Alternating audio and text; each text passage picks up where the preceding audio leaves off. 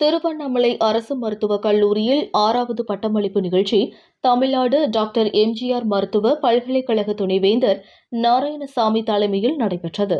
இதில் 98 மருத்துவர்களுக்கு பட்டங்களை வழங்கினர். இந்நிகழ்வில் மருத்துவம் மற்றும் மக்கள் நல்வாழ்வுத்துறை அமைச்சர் மா. சுப்பிரமணியன் பேசியதாவது: திருவண்ணாமலை மருத்துவக் கல்லூரியில் கேத்லாப் அமைக்க வேண்டும் என அமைச்சர் வேலு, துணை சபாநாயகர் பிச்சாண்டி ஆகியோர் கோரிக்கை வைத்திருந்தனர்.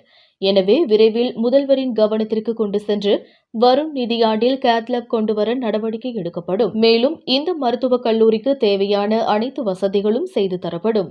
குளிர்சாதன வசதியுடன் கூடிய அரங்கம் கட்டித்தரப்படும். வகுப்பறை, நூலகம் போன்ற அதிநவீன வசதியுடன் இந்த நிதியாண்டில் மாற்றித்தரப்படும். இவ்வாறு தெரிவித்தார். மேலும் மக்களை தேடி மருத்துவ திட்டத்தின் மூலம் 1 கோடி பேர் பயன்பெற்றுள்ளனர்.